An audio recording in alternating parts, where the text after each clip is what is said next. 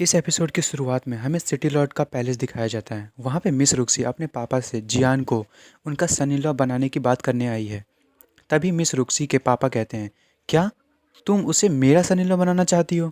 वो कहते हैं, मैं तुम्हारी शादी उससे नहीं होने दूंगा। एक तो वो कभी कल्टीवेशन नहीं कर सकता, ऊपर से वो तुम्हारे लिए बिल्कुल भी लायक नहीं है।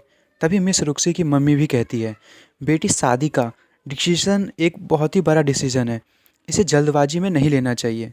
तभी जियान बाहर से ही सोच रहा होता है कि मैंने कभी नहीं सोचा था कि मिस रुक्सी इतनी जल्दी शादी की बात करने के लिए यहाँ अपने मम्मी पापा के साथ आ जाएगी। तभी मिस रुक्सी अपने पेरेंट्स से कहती है, जो हिज हाइनेस हैं वो अपने लोगों को भेज रहे हैं ताकि वो अपनी टेरिटरी को बढ़ा सके, और उसके लिए वो लोगों को अपना रिलेटिव बना रहे हैं। यानी कि वो अपने लोगों की शादी दूसरे जगहों की बड़े घरानों से करवा रहे हैं, और वो लोग यहाँ भी अगले 3 दिनों में पहुँच जाएंगे। और अब हमारे पास टाइम कम है।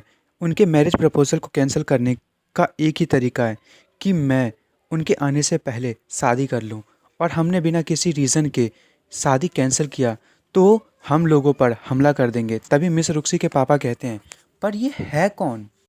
और अपनी इतनी बेइज्जती सुनकर जियान को बहुत गुस्सा आ रहा होता है। तभी मिस रुक्सी अपने मन में उस बारे में सोचती है जो जियान ने उसे बताया था। यानी कि दोस्तों, शादी रोकने का जो प्लान जियान ने बनाया था, यहाँ उसके बारे में मिस रुक्सी बता रही है। मिस रुक्सी कहती है, क्या मजाक है, मैं तुमसे शादी करूँगी? मैं अपने सपने में भी तुमसे शादी ना करूँ।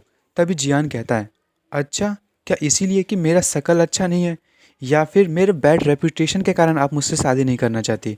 तभी मिस रुक्सी कहती है, एक सन इन लॉ को हायर करने का प्लान बहुत ही अच्छा है, पर मैं तुमसे ही शादी क्यों करूं? जियान कहता है, आपके लिए मैं ही एक सबसे अच्छा ऑप्शन हूँ शादी करने के लिए, क्योंकि पूरी सिटी के सामने में एक बदबूदार और बेवकूफ़ लड़का हूँ, और आप भी जानती हो कि कोई भी नोबल आदमी अपनी रेपुटेशन और स्टेटस को कम नहीं करना चाहेगा। एक उस लड़की को पकड़कर जिसने मेरे जैसे बेकार लड़के को पसंद किया है और उससे शादी किया है, अगर उन्होंने ऐसा किया तो पूरी दुनिया के सामने उनकी इंसल्ट हो जाएगी। तभी मिस रुक्सी कहती है, अगर ऐसा होता भी है तो हिज हाइनेस हमारी यान फैमिली को डिस्ट्रॉय करवा देंगे। तभी जियान कहता है, एकदम जेंटल वाला फेशियल एक्सप्रेशन देते हुए, अगर डर से बचना है तो डर का सामना करना पड़ेगा। और वो मन में सोच रहा होता है, मैं कितना कूल हूँ। जियान मिस रुक्सी से कहता है कि बिना किसी अच्छे रीज़न के यान फैमिली पर वो कभी डायरेक्ट अटैक नहीं कर सकते। मिस रुक्सी बेचारी मन में सोच रही होती है, शादी से बचने के लिए मुझे शादी करना पड़ेगा। और साथ ही वो मन में सोच रही होती है, हिज हाइनेस ने मेरी शादी का ऐलान कर दिया है, और कोई भी मुझसे शादी करके हिज हाइनेस को ऑफेंड नहीं करेगा। दोस्तों, यहाँ मिस रुक्सी के लिए हमारा दोस्त एक बलि का बकरा बन गया है। तभी मिस रुक्सी अपने बैक फ्लैश से वापस आती है और अपने पापा से कहती है, अब मैं पीछे नहीं हट सकती। तभी मिस रुक्सी के पापा कहते हैं, तुम हमेशा की तरह खुद से अपनी लाइफ की डिसीज़न ले रही हो। मैं तुम्हारी उस बेकार लड़के के साथ शादी की बात को कभी एक्सेप्ट नहीं कर सकता। तभी मिस रुक्सी कहती है, पापा, अगर मैंने सीजी से शादी कर ली तो हमारी मिलिट्री की पावर हमारे हाथों से चली जाएगी, और हमारी यान सिटी पर काउंटी गवर्नमेंट राज करेगी। दोस्तों, सीजी वही लड़का है जिसे मिस रुक्सी की शादी हिज हाइनेस ने फिक्स करके रखी हुई है। तभी मिस रुक्सी कहती है, जब तक मैं अपनी यान फैमिली को बचा सकती हूँ तब तक मैं अपनी जान को दे सकती हूँ इन्हें बचाने के लिए। तभी जियान ये सुनकर सोचता है, मुझे लगता है कि मैंने एक खूबसूरत लड़की के साथ साथ एक अच्छी वाइफ को भी ढूंढ लिया है, पर मैंने ये कभी एक्सपेक्ट नहीं किया था कि मुझे कभी ऐसी लड़की मिलेगी। तभी मिस रुक्सी के पापा सोच रहे होते हैं, ये एक अच्छा आइडिया है कि एक सन इन लॉ को हायर करने का, क्योंकि एक सन इन लॉ ही इस शादी को तोड़ सकता है। क्योंकि हिज हाइनेस अपने रिलेटिव की शादी ऐसी लड़की से ज़बरदस्ती नहीं करवाएंगे जो पहले से ही शादीशुदा है। पर हम हिज हाइनेस के सामने बुरे ज़रूर बन जाएंगे, पर हिज हाइनेस तब तक हम पर हमला करने के लिए नहीं आएंगे जब तक कि उनके पास कोई स्ट्रॉन्ग रीज़न ना हो। पर अभी सबसे बड़ी प्रॉब्लम ये लड़का है, और ये सब चीज़ें वो जियान की तरफ देखते हुए सोच रहे होते हैं। तभी जियान मिस रुक्सी के पापा को ग्रीट करते हुए कहता है, फादर इन लॉ, चिंता मत करें, मैं इन सब मामलों को चुटकी में निपटारा कर दूंगा, और जो भी रुक्सी को गुस्सा दिलाएगा या उसे चोट पहुंचाएगा मैं उसे मार दूंगा। तभी मिस रुक्सी के पापा कहते हैं, और अगर तुमने ऐसा नहीं किया तो मैं तुम्हें मार दूंगा।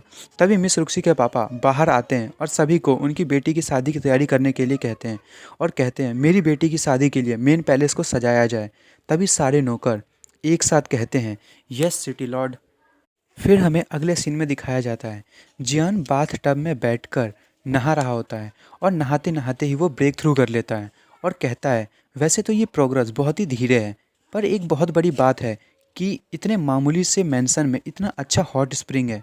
दोस्तों, ये जो हॉट स्प्रिंग है इसमें बहुत सी दवाइयाँ हैं जिससे कि जियान ने नहाते नहाते ही ब्रेक थ्रू कर लिया है और वो बाथ टब में खड़ा हो जाता है। उसके पीछे में एक मेड खड़ी होती है और वो मेड कहती है, जल्दी से कुछ कपड़े पहन लें। और वो मन में सोच रही होती है, ये पानी इतना गंदा क्यों है, आखिर ये पानी में कर क्या रहे थे। तभी जियान कहता है, क्या तुम मेरे लिए शादी के कपड़े लाई हो। तभी वो मेड कहती है, आप इतनी बड़ी बड़ी बातें मत करो, आपने मैम के पूल पर कब्जा कर लिया है, आते ही आपकी शादी होने वाली है, क्या आप बिल्कुल भी परेशान नहीं हैं। तभी जियान कहता है, मुझे कुछ टाइम तो तैयार होने के लिए। तभी वो मेड कहती है, आपकी शादी अचानक से हो रही है, इसीलिए सिर्फ कुछ सिलेक्टेड लोगों को ही इनवाइट किया गया है, जो कि बहुत इम्पोर्टेंट लोग हैं, इसीलिए आपको जल्दी तैयार होना चाहिए। मुझे लगता है कि वो सिर्फ आपको ब्लेसिंग देने के लिए ही नहीं आएंगे। तभी जियान कहता है, मैं भी क्यूरियस हूँ कि आज क्या होने वाला है। तभी हमें उस लड़के को और लीन को और साथ ही उन दोनों के पापा को दिखाया जाता है।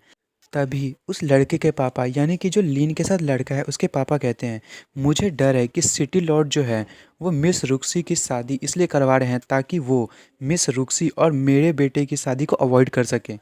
तभी लीन के पापा कहते हैं, कहीं वो जाओ तो नहीं है जिससे मिस रुक्सी की शादी होने वाली है। मैंने सुना है कि जाओ और रुक्सी बचपन के दोस्त हैं। तभी वो लड़का कहता है, जो काउंटी के प्रिंस हैं वो जाओ को अपना पर्सनल गार्ड बनाना चाहते थे, पर उसने मना कर दिया और वो प्योक्सी सिटी में वहाँ के गार्ड्स का लीडर बन गया ताकि वो रुक्सी के साथ रह सके। तभी लीन के पापा कहते हैं, जाओ बहुत ही ताकतवर है, फ्यूचर में ये हमारे लिए खतरा बन सकता है।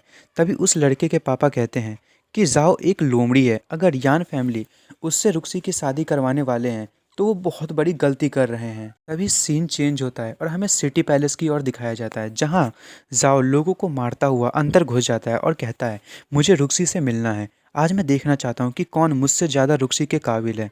तभी लीन और उसके साथ जो लोग भी होते हैं वो सोचते हैं, क्या अगर जाओ यहाँ है तो रुक्सी से शादी किसकी हो रही है।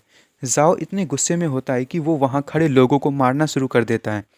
तभी मिस रुक्सी के पापा और उनकी मम्मी कहती है, रुक जाओ, तुम क्या करना चाह रहे हो, तुम लोगों को क्यों मार रहे हो। तभी जाओ कहता है, अंकल और आंटी मुझे माफ़ करें, पर मैं जानना चाहता हूँ कि मिस रुक्सी की अचानक से क्यों शादी हो रही है। ये सुनते ही मिस रुक्सी के मम्मी पापा कुछ टाइम के लिए शांत हो जाते हैं और उसके बाद कहते हैं, जाओ तुम्हारी बहन ने अपने लवर को ढूंढ लिया है और ये उसका डिसीज़न है उसके चुने हुए लड़के से शादी करने का।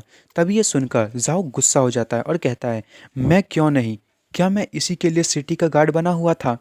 इस सिटी में मेरे अलावा कोई और रुक्सी के काबिल नहीं है। और वो अपने सोल्जर्स को हमला करने का इशारा देते हुए कहता है, मुझे आप पर विश्वास नहीं है, मैं चाहता हूँ कि रुक्सी मुझे खुद से अपने लवर से इंट्रोड्यूस करवाए। अगर अंकल और आंटी मुझे रोकेंगे तो मैं उन्हें भी नहीं छोड़ूंगा। और वह अंकल और आंटी पर अटैक करने ही वाला होता है।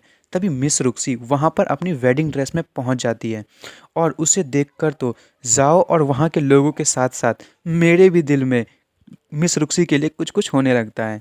ये कितनी खूबसूरत लग रही है यार, चलो छोड़ो इसे अभी के लिए। तभी मिस रुक्सी वहाँ आकर कहती है, जाओ वापस जाओ, मेरे दिल में ऑलरेडी कोई और है। तभी जाओ कहता है, नहीं ये इम्पॉसिबल है, आप किसी और से प्यार कैसे कर सकती हो जबकि आप हमेशा मेरे साथ ही रहती हो। मुझे लगता है आप मुझसे झूठ बोल रही हो अपने शादी के बारे में, आप सिर्फ मुझसे ही शादी करोगी, मैं सही कह रहा हूँ ना।